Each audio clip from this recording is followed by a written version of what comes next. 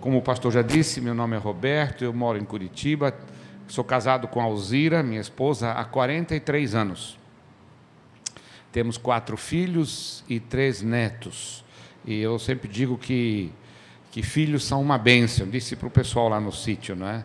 É uma maneira de Deus, que Deus criou o ser humano para que passe as bênçãos dele de geração a geração. As famílias, família é projeto de Deus, não é? Procriação, ter filhos, é projeto de Deus, não é? Muita gente tem medo, porque eu vou ter um só, porque eu não vou ter dinheiro para dar estudo, e talvez eu vou ter 2, eu não sei, porque eu não sei se eu vou ter dinheiro suficiente. Não te preocupa, meu irmão, minha irmã, não é? Se você fizer a tua parte em trabalhar, se fizer a tua parte em aquilo que Deus pede da gente, em honestidade, verdade, Ele vai dar o sustento. Eu não sei como é que eu criei 4, não é? Eu não sei como é que eu consegui comprar material escolar, uniforme, não é, para 4, e Deus proveu, Deus proveu. E hoje eles estão aí, não é? São adultos, saudáveis. Estou vendo meus netos crescerem. Há uma crise muito grande hoje no mundo evangélico, viu? No Brasil está começando agora, mas na Europa já começou há uns 25, 30 anos atrás. Famílias tendo um filho só. A média hoje caiu para 1,2, ou seja, não é 2% de uma criança, mas se você pegar a média toda, está chegando a 1 filho do cidadão europeu. O que acontece quando um casal gera 1? O que acontece? A população, na próxima geração, cai pela metade. Se 2 geram 1, não é? Quando morre os 2, fica 1. Diminui pela metade. E quando tem 2, mantém. Só aumenta a partir de 3. E qual foi a ordem de Deus para a gente? Multiplicar. Multiplicar.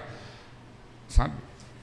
A decisão de quantos filhos vocês vão ter é entre você e Deus, tá? Eu não vim aqui hoje me intrometer na sua vida, mas eu só estou dizendo de uma grande crise que o povo de Deus está passando. O povo de Deus não está tendo mais filho, não está povoando a terra. Agora, vou dizer uma coisa para você: sabe qual é a média de filhos de uma família muçulmana? Quantos que você acha? Qual a média dos muçulmanos na Europa? 8, tá? A Europa daqui 20 anos será muçulmana, porque os cristãos não estão tendo filho, estão diminuindo, e os muçulmanos estão crescendo. Daqui 20 anos, não é? Hoje a Europa já tem áreas na Alemanha, não é? Meu país de origem, eu vim para o Brasil com 3 anos de idade, me criei aqui, não é? Estou 60 anos nesse país, agora você já sabe a minha idade, não é? Sou mais brasileiro do que qualquer outra coisa, mas eu tenho parentes lá, ainda vou muito para lá, eu falo alemão, prego nas igrejas lá, e dá assim, sabe, uma dor no coração de ver áreas inteiras de cidades muçulmanos. Eles não se integram na sociedade, eles vivem separados dos europeus. Na Inglaterra, na França, que tristeza, não é? Inglaterra, país cristão, enviou centenas e centenas, para não dizer milhares, de missionários para a Índia, para a China, não é? Pai das missões modernas, William Carey, era da Inglaterra. Hoje está estagnado, as igrejas estão vazias, estão morrendo. Os muçulmanos estão crescendo, estão assumindo. Na França, a mesma coisa. Os 3 motores da Europa, a Alemanha, a França e a Inglaterra, estão sendo engolidos pelos muçulmanos, sem um tiro, sem uma bomba, sem nada, pacificamente, pela multiplicação.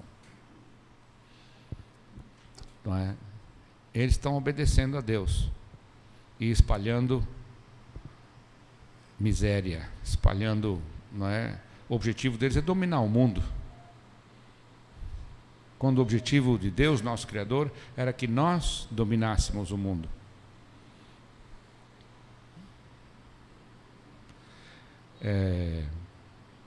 Eu não planejei falar isso não, viu, pastor? Não sei nem porque eu estou falando isso. Eu desconfio que é o Espírito Santo. Não sei se vocês precisavam ouvir isso hoje à noite ou não, né? Talvez tenha alguns casais novos aí que precisam repensar, não é, a sua estratégia, a sua filosofia. Eu quero dizer para vocês que família é uma bênção, não é? E Deus proverá. Não tenha medo não, não tenha medo não. Aí tem gente, tem jovem com 25 anos, com 30 anos que, eu não sei, pastor, eu estou inseguro. Inseguro do quê? Porque eu não sei, sabe? Você já pediu para Deus arrumar um esposo ou uma esposa para você? Não é? Eu já pedi, mas sabe, eu não sei. Sabe, eu não sei. Esse negócio não está com nada. Não é? O que Deus quer é que as bênçãos dele sejam transmitidas de geração em geração. Uma geração contará a outra geração da fidelidade, das bênçãos, da graça. Eu vejo o Luquinha, meu netinho de 10 anos, eu vejo ele lendo a Bíblia dele, né? E ele já está lá pelo meio da Bíblia, lendo a Bíblia inteira. Eu vejo ele com aquela ansiedade, ou aquela sede, aquela gana de conhecer mais. Ele sabe o nome dos profetas, já ele sabe o nome dos livros da Bíblia, ele se interessa, ele quer saber mais. Falei, louvado seja o Senhor.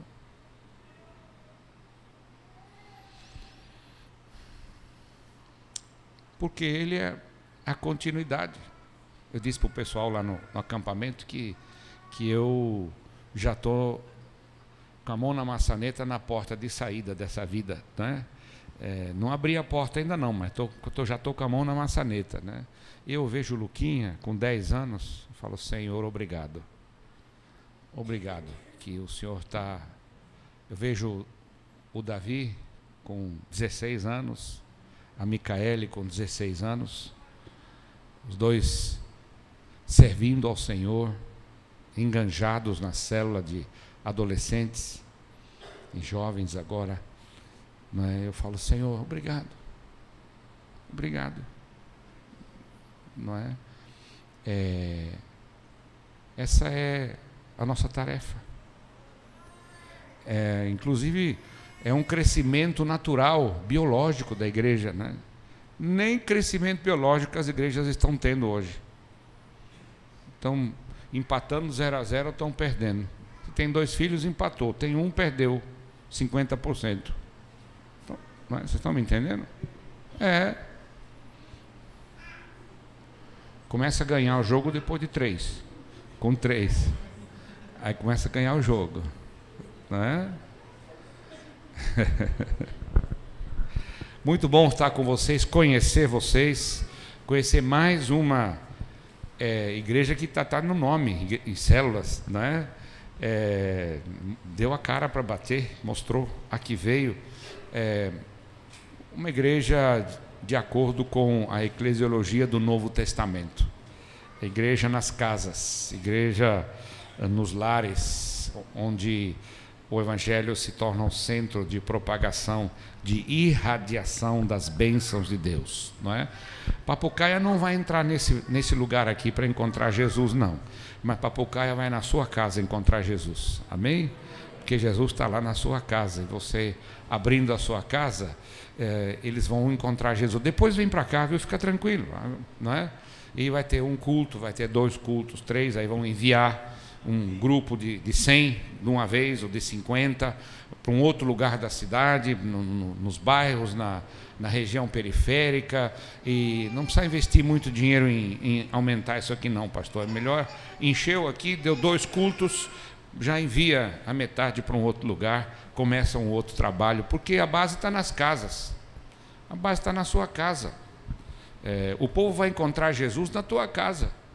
Eu vou mostrar isso hoje à noite, pela Bíblia. Abra a sua Bíblia em Lucas capítulo 19, uma história que todos nós conhecemos, e essa história tem se tornado nova para mim, desde que eu estou relendo o Novo Testamento, desde que eu estou reaprendendo com Jesus como ser igreja, não é?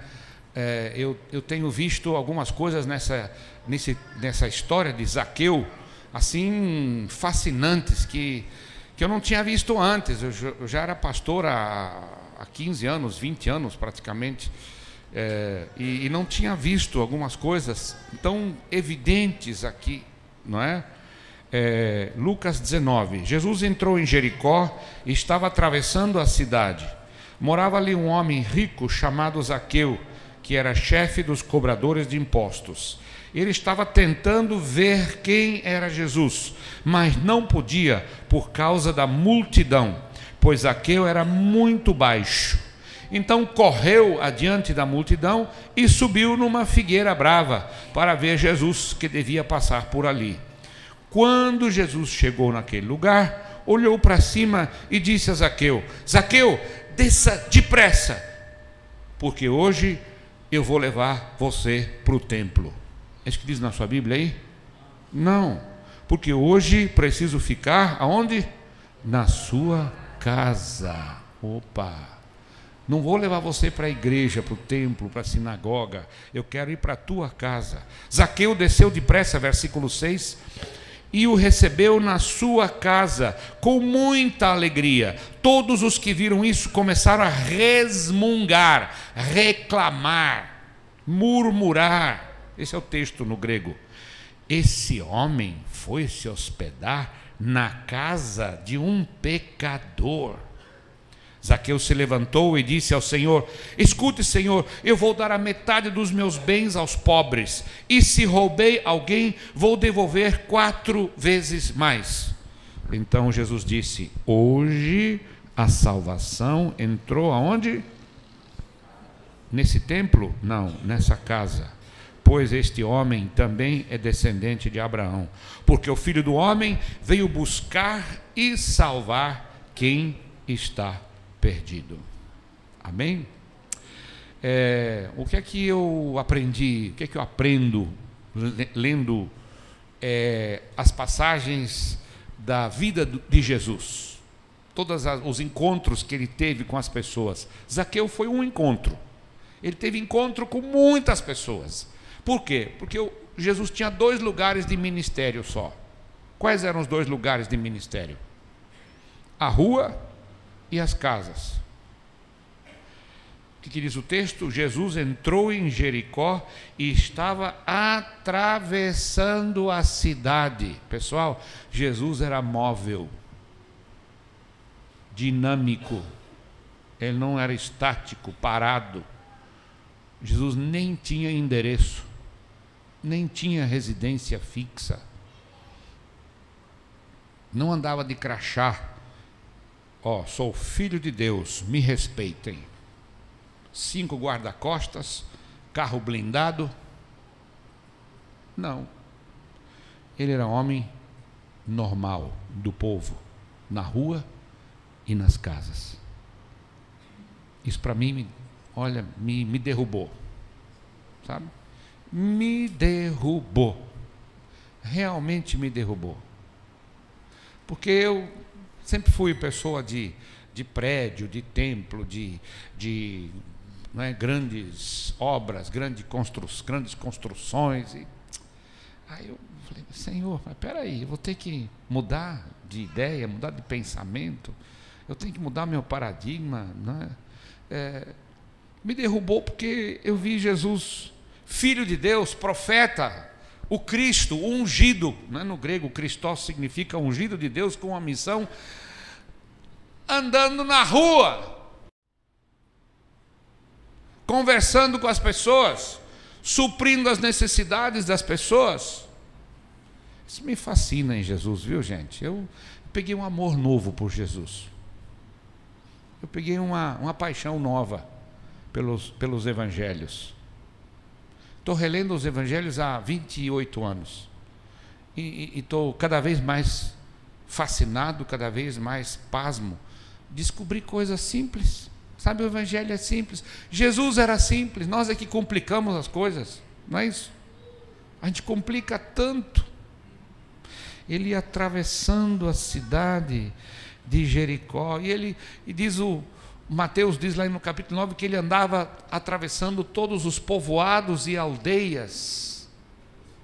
Não tinha um lugar. Em 3 anos ele bateu o pé, ele fez não sei quantos quilômetros. Alguém precisaria um dia fazer um cálculo assim por cima, mas eu quase tenho certeza que ele andou pelo menos uns 500 quilômetros durante os 3 anos, ou mais, não é?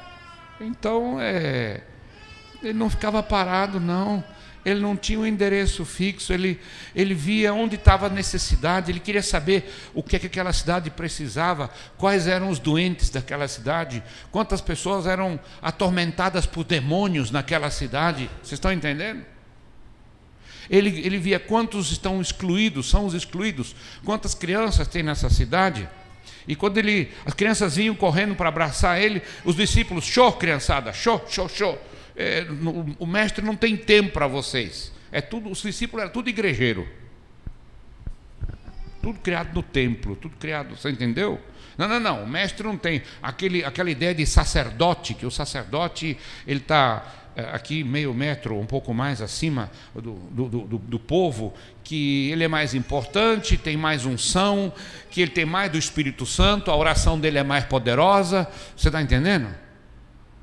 Quando você, meu irmão, minha irmã, hoje representa Jesus Cristo, o meu lugar e o seu lugar é na rua, nas casas. A igreja hoje é o corpo de Cristo. Nós ficamos presos 1.700 anos dentro de 4 paredes. Não saímos. 90% das atividades de todas as igrejas evangélicas ou não evangélicas que eu conheço acontecem aqui dentro, nas propriedades da igreja. Às vezes atrapalha a gente. Não estou dizendo que tem que vender, não. Tem que transformar isso aqui num quartel de treinamento, pastor. Um quartel. Para que serve o quartel? Me fala. No exército. Para quê? Para treinar os soldados, para adestrar os soldados. E onde que a luta se trava? Aonde? Lá fora, na rua, gente. Então aqui é para receber treinamento, receber munição, viu? Munição espiritual, tá? Ninguém vai sair daqui armado dando tiro na rua, né? Mas aqui nós recebemos munição, adestramento, treinamento, para poder ser mais eficiente servindo as pessoas na rua. E Jesus fala assim: deixa as crianças vir para mim, espera aí, calma, não impeça elas não, porque o reino dos céus é dela. E pegou a criança, pôs no colo e falou: olha, começou a acariciar, abençoar a criança e falou para os marmanjos: seus marmanjos, dá uma olhadinha aqui, ó. Se vocês não se tornar como essa criança, vocês não vão entrar no reino do céu. E tem mais: quem aceita uma criança está me aceitando. Quem rejeita uma criança está me rejeitando. Você já parou para pensar nisso? Como é que está a nossa escala de rejeição ou de aceitação de Jesus? É diretamente proporcional a como tratamos as crianças, né? É diretamente proporcional. Então, atravessando a cidade, e tinha um homem aqui nesse acontecimento, nesse encontro em Jericó, um homem que tinha tudo para ser feliz. Tudo que uma pessoa pode querer e imaginar, inclusive hoje no século XXI. Ele tinha algumas características, veja. Diz aqui que ele era rico e era chefe. Eu deduzo uma terceira característica ainda, que ele era jovem e com muita saúde. Eu não sei quão jovem, mas ele tinha saúde, porque diz aqui que ele correu adiante da multidão e subiu numa árvore. Luquinha chega na minha casa, lá tem um quintal grande com árvore, com frutas, etc. E ele que gosta de subir em árvore. Eu saio com ele para o pátio, porque se eu não sair para o pátio, ele vai para o computador. Inclusive, agora lá em casa tem uma lei. Quando os netos chegam em casa, tem uma gaveta ali que eu chamo de berçário de smartphone, dos telefones dele. Quando entra em casa, põe na gaveta aqui o seu tablet, o seu smartphone, fecha, quando você vai embora você pega. Enquanto você está aqui, eu quero conversar com você. Meu neto chega em casa e fica ali, ó. Oi, Luca, como é que tá? Tudo bem. Luca, como é que foi sua aula? Boa. Luca, como é que... Sim. Luca, olha para mim, Luca, escuta. O que foi? Aí eu falo, daqui a pouco ele está aqui de novo. Estou falando para o vento. Falei, não, a partir de hoje acabou. A partir de hoje tem essa gaveta aqui, entra por essa porta aqui, joga o trem aqui dentro, como diz o mineiro, né? E vamos guardar o trem aqui e nós vamos conversar, nós vamos lá para fora, nós vamos, né? Aí ele trepa numa laranjeira que eu tenho, uma laranjeira alta, e fala, opa, vou em alemão, né? Opa, vem aqui, sobe aqui. Eu falei, não dá mais. Eu já não subo mais em árvore, né? E já não consigo correr tanto também como ele corre. Então eu deduzo que Zaqueu tinha saúde, não é? Era relativamente novo para subir numa árvore, rico e chefe. Imagina só, 3 coisas que todo mundo gostaria de ter: saúde, dinheiro e mandar. No entanto, ele tinha, eu creio, pelo menos 2 decepções. Pelo menos 2. A primeira decepção, eu creio, deduzo, que ele tinha com a religiosidade dos pais dele e dos avós dele. Ele era judeu, criado na sinagoga, estudou com os rabinos na sinagoga, frequentava o templo, passou por todo o ritualismo, as festas judaicas, sabe? Todas as leis, todos os ritos, toda a liturgia, e ele estava cansado de religiosidade. Eu creio que ele estava até aqui, ó, de ficar cumprindo, não é, compromissos religiosos. Isso cansa, viu, gente? Cansa. Porque você fica cumprindo compromisso, vai fazendo, vai falando, e vai de novo, e aí chega uma hora que você fala, chega! Eu lembro quando as missas ainda eram em latim no Brasil, antes de 62, antes do Concílio Vaticano II. Papa João XXIII vai ser canonizado santo agora, não é? João Paulo e João XXIII, 2 papas santos numa tacada só, não é? Por esse Papa Francisco, esse Papa argentino. Argentino só podia ser, não é? Argentino não, brincadeira. Quero só ver se na final fica Brasil e Argentina na Copa. Aí vai dar uma encrenca danada, né? No Concílio Vaticano ele fez uma reforma muito boa, adaptando a missa à linguagem do povo, para o povo poder entender. Martinho Lutero fez isso 500 anos antes, na reforma protestante. Ele reformulou a Deutsche Messe, que era a missa latina, e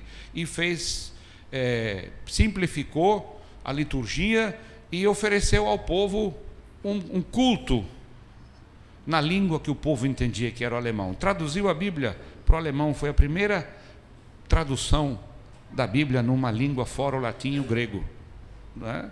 Depois a Inglaterra também traduziu, e o rei Jaime, não é, pediu para Tyndale para traduzir a música, a Bíblia, e aí francês, e assim foi. Mas aconteceu agora, recentemente, Eu tinha 11 anos, imagina, não é? E o Papa, com essa mudança, trouxe de volta o ritualismo e o culto na língua do povo. E eu lembro, eu estudei em um colégio católico, quando tinha missa, uma vez por semana a gente participava, eu participava, não era obrigado não, mas aí o padre dizia, quando tinha que ler o evangelho, ele sempre pedia para mim: Roberto, você não quer ler o evangelho na missa? Porque você lê com expressão, porque vocês evangélicos, vocês leem muito a Bíblia, e quando vocês leem, a coisa parece que fica mais viva, não é? Você pega uma outra pessoa, fica lá lendo, assim, sem expressividade, não é? Então, eu vi meus amigos dizer: é uma chateação, negócio de missa, repete aquilo, repete. Eu tenho um respeito danado, eu tenho bons amigos padres, né? Eu tinha um professor de teologia na faculdade de filosofia, ciências e letras, não é? Que era franciscano, que era um homem de Deus. O que eu aprendi com esse homem, não é?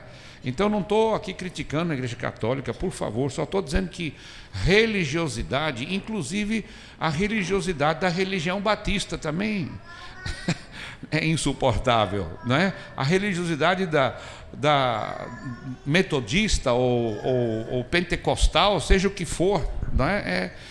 A religiosidade deixa a pessoa vazia, em resumo, pronto, não tem vida, é religioso. E ele ficou decepcionado, por isso que ele falou: eu vou agora ganhar dinheiro, eu vou me aliar ao Império Romano, porque os romanos dominavam Israel na época, não é? E agora eu vou cobrar imposto para os romanos, porque é uma maneira de ficar rico rápido. Não mudou nada até hoje, viu, gente? Qualquer semelhança é mera coincidência, viu? Não é? O pessoal fica rico rápido, por causa dos PFs. PF nem é Polícia Federal, nem prato feito, viu? PF é por fora, não é? Pelo dinheiro que corre por fora, debaixo do pano, debaixo da mesa, não é? Ficou rico. Mas aí vem a segunda decepção. Qual é? O dinheiro não traz felicidade. Eu até acho que pode acalmar os nervos da gente, mas não traz felicidade, não é? O dinheiro não traz felicidade, não. Está a prova aí.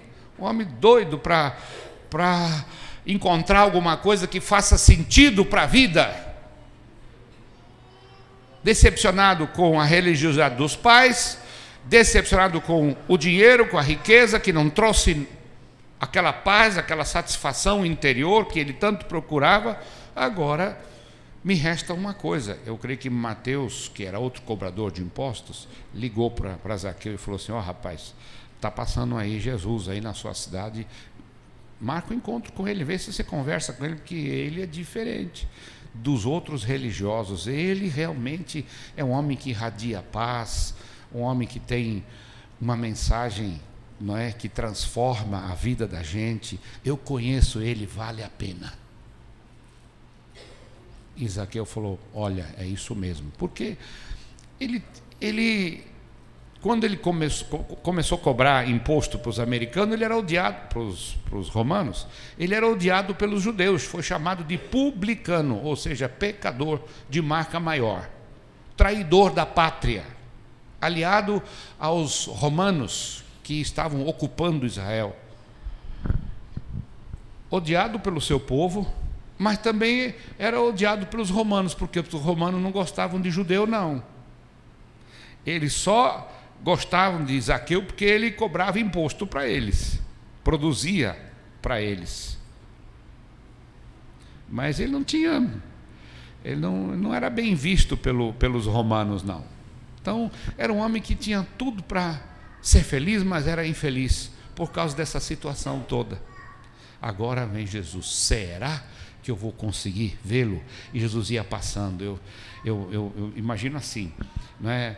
Ele era um religioso tão diferente, ou seja, um profeta, um um enviado de Deus, muito diferente de qualquer fariseu e profetas que antecederam ele em Israel, porque ele tinha no seu coração amor, ele tinha no seu coração perdão, ele tinha no seu coração misericórdia. Ele devolvia às pessoas o senso de valor próprio, ele fazia as pessoas se sentirem valorizadas. Todos os desprezados, crianças, mulheres, doentes, não é? Pobres, pessoas que eram tidos como de segunda categoria, de segunda classe pela sociedade, ele levantava essas pessoas. Até hoje Jesus faz isso. Se você está em baixa, é só Jesus na tua causa, viu? É só Jesus na tua causa. Ele pode levantar você. Não tem buraco tão fundo que ele não possa arrancar de você de lá. Não tem situação que ele não possa mudar. E Zaqueu falou: eu quero um encontro, quero vê-lo, pelo menos vê-lo. Se é isso mesmo que o povo diz. E Jesus vem andando, vem chegando, os discípulos ao redor dele, as crianças querendo chegar, e os discípulos dizendo não, e ele pega, dá um tempo para as crianças, conversa com as crianças. As mães dessas crianças ficam todas assim, sorridentes, que parece o sol da manhã, assim, sabe? O rosto brilhando de ver um homem dar atenção para as crianças. Isso era totalmente diferente. Gente, nós temos que ser diferente, o povo tem que gostar de nós. Tem coisa pior do que um crente chato? Tem 2 crentes chatos. 3 crentes chatos, então nem se fala. Uma célula de crente chato, a pessoa vem uma vez e fala nunca mais, cruz credo, Deus me livre. Não é? Uma igreja de crente chato.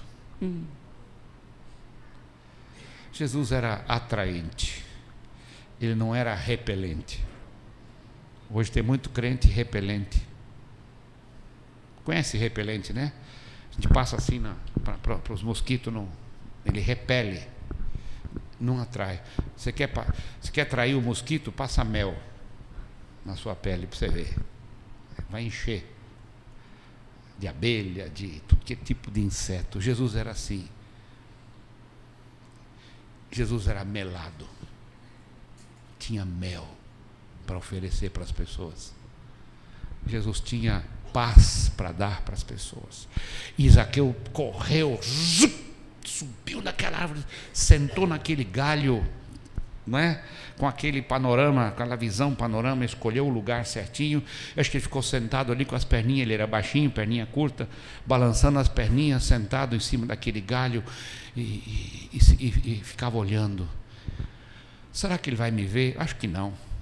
Acho que não. E Jesus vem andando, vem chegando, e o coração dele tum-tum, tum-tum, tum-tum, tum-tum, tum-tum. E Jesus chega mais perto, tum-tum, tum-tum. Aí Jesus para e olha para cima, tum-tum, tum-tum, tum-tum, tum-tum, tum-tum. Parece uma escola de samba o coração dele, não é? Ele me viu. Deixa eu dizer uma coisa para vocês: Jesus sempre nos vê. Sempre. Se você está afim de ver Jesus, se você está afim de procurar Jesus, se você está afim de ter contato com Jesus, Ele te vê. Entre 7 bilhões de habitantes desse planeta, Ele te vê. Ele sabe quem você é. Amém? Ele sabe quem você é. Está dando um eco aqui no meu retorno aqui. Podia baixar um pouquinho, não sei, não posso levantar minha voz um pouco e dar um eco. Então, Jesus olha para cima.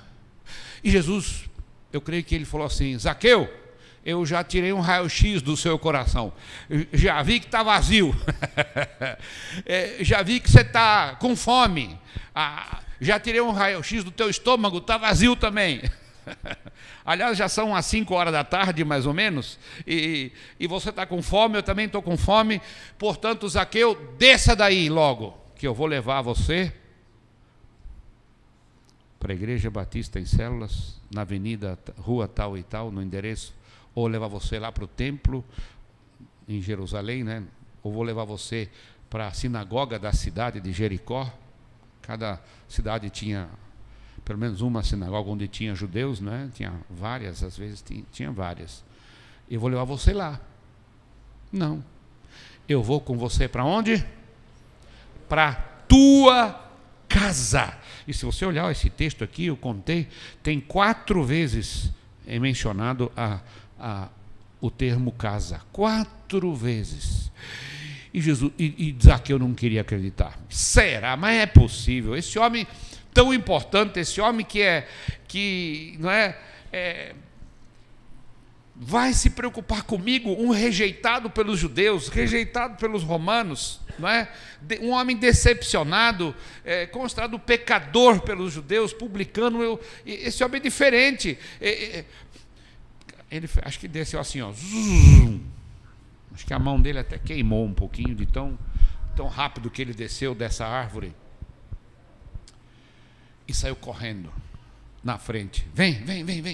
Jesus, os discípulos, creio que os amigos dele que conheciam ele, que viam ele, estavam com ele, também viram. Falei, vem, gente, pode vir, meus amigos que estão aqui, pessoas que ainda, ele tinha poucas amizades, mas ele tinha. Mateus também era publicano e tinha amizades. E lá o texto em Mateus capítulo 9 diz em Mateus 9 de que Jesus estava jantando na casa de Mateus, sentado ao redor da mesa com todos os amigos, o oikos de Mateus, ou seja, os seus relacionamentos, outros pecadores sentados junto. Essa era a característica de Jesus, santo entre pecadores. Essa deve ser a nossa característica, santos entre pecadores.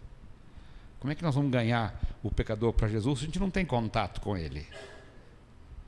Se ele não vem sentar à nossa mesa, nós não vamos sentar à mesa dele. Se nós não temos relacionamento, não é? Por que nós não temos? Porque nós não temos tempo, nós estamos ocupados com 300 mil coisas naquilo que chamamos de igreja, né? De programas e coisas, que não sobra tempo para os pecadores. Jesus não tinha nada disso, não. Ele tinha tempo. Tinha tempo. Foi para a casa de Zaqueu. Por quê? Porque Jesus estava introduzindo um novo sistema, um novo movimento de resgate, de redenção da raça humana, cuja base seriam as casas. 3 anos Jesus entrava e saía de casas, porque as casas seriam pontos de apoio, pontos de irradiação da luz do Evangelho, não é? As casas seriam o local de encontro, o local onde a presença de Cristo iria fazer diferença na vida das pessoas. Na verdade, aqui, Jesus levou Zaqueu para a casa dele, não é isso? Que foi Jesus que convidou.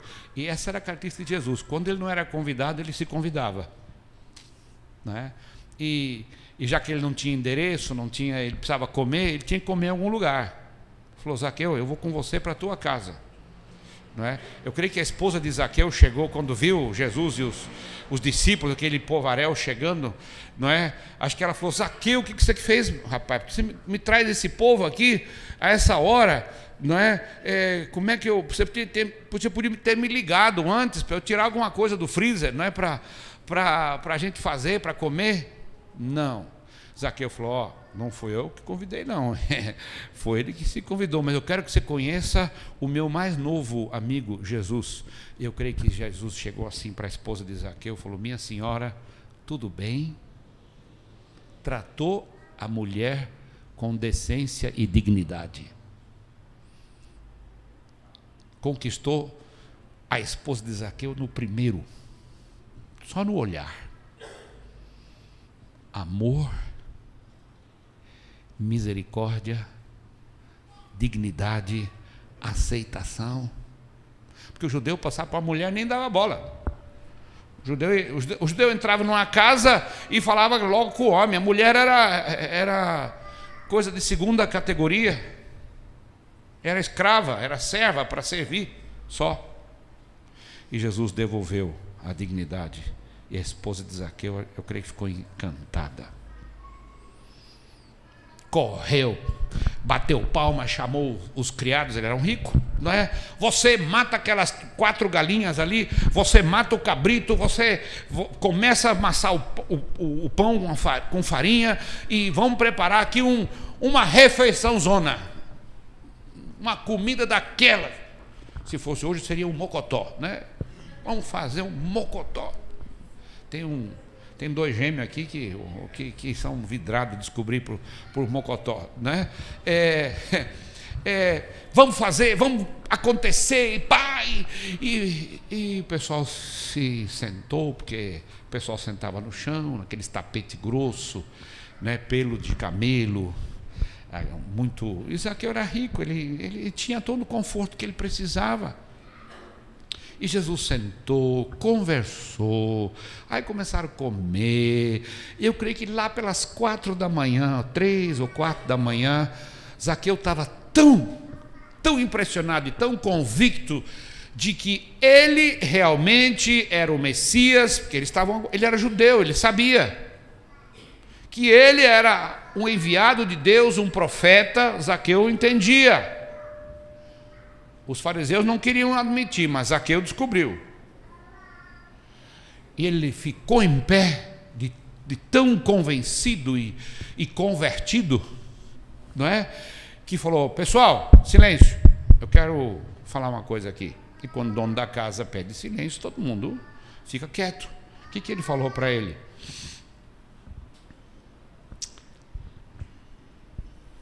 Escute, Senhor, vou dar a metade dos meus bens aos pobres, e se roubei alguém, vou devolver 4 vezes mais.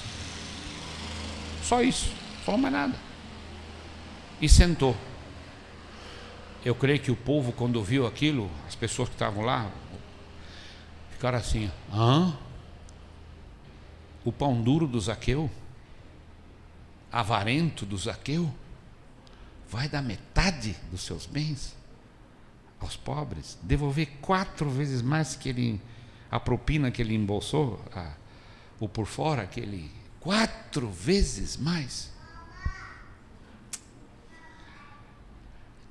O povo não entendeu, as pessoas, amigos de Zaqueu, que estavam ali, que conheciam Zaqueu, não entenderam, ficaram de boca aberta assim. E Jesus aproveitou a oportunidade, ficou em pé e disse: pessoal, deixa eu falar uma coisa aqui para vocês. Hoje a salvação entrou aonde? Nesta casa. E esta casa vai ser um centro de irradiação da salvação para todos que entrarem e saírem nessa casa. Todos os amigos, todos. Essa era a estratégia nova que Jesus estava introduzindo. Foi ele que inventou células, viu, gente? Se você ficar brabo, às vezes o pessoal fala assim: não, porque célula, teologicamente, sabe, eu já não discuto mais. Eu falo assim: você está brabo, você não gosta de célula, vai falar com Jesus. Foi ele que inventou, não fui eu. Briga com ele. Pega o Novo Testamento, dá uma relida e você vai descobrir. É Jesus, não foi eu não. Está brabo? Fala com Jesus. Não gosta de igreja no seu lar, não é? Imagine se cada um de vocês, se cada casa dos membros dessa igreja local aqui se tornasse uma igreja. O que seria em 5 anos de Papucaia, me fala? Abra a sua casa para Jesus. Amém?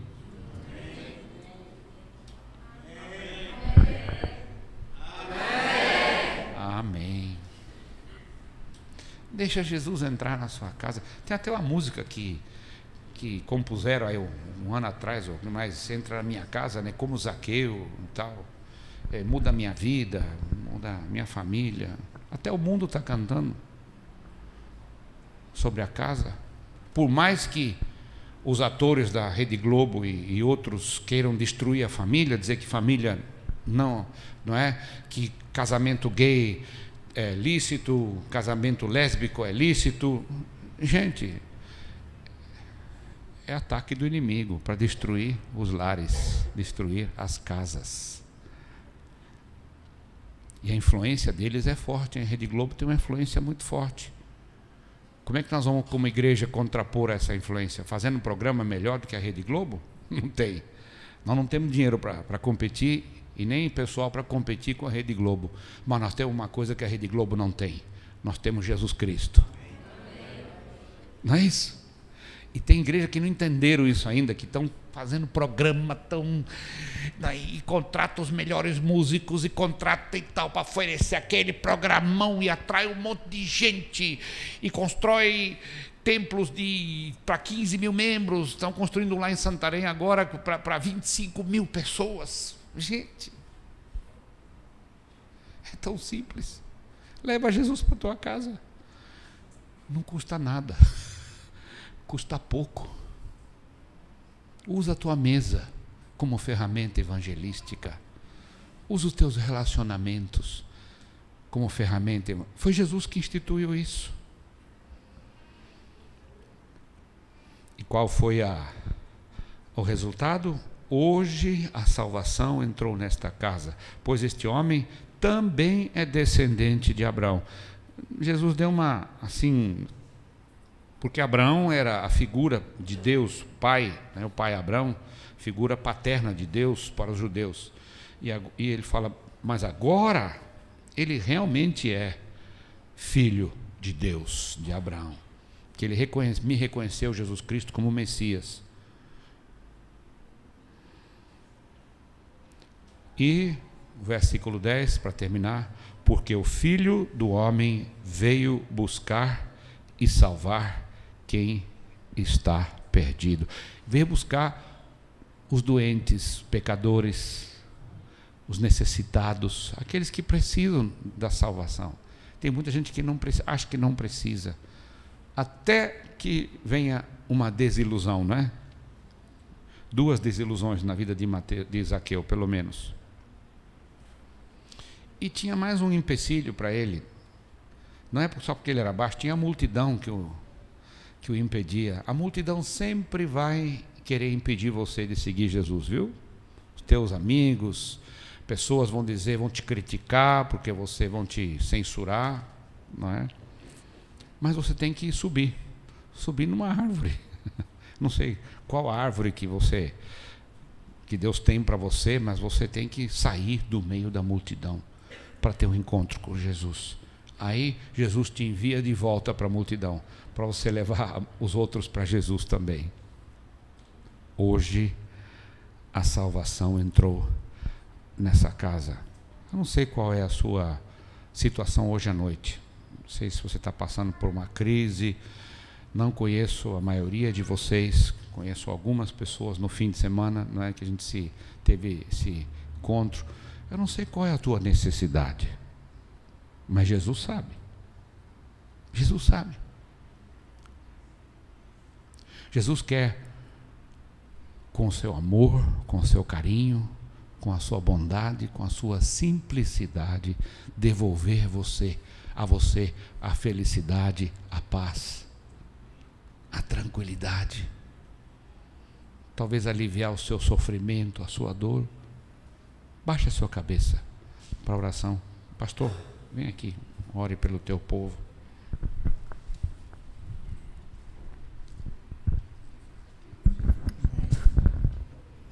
Glória a Deus. Às vezes a gente não entende os propósitos de Deus e como que Ele age no meio da igreja.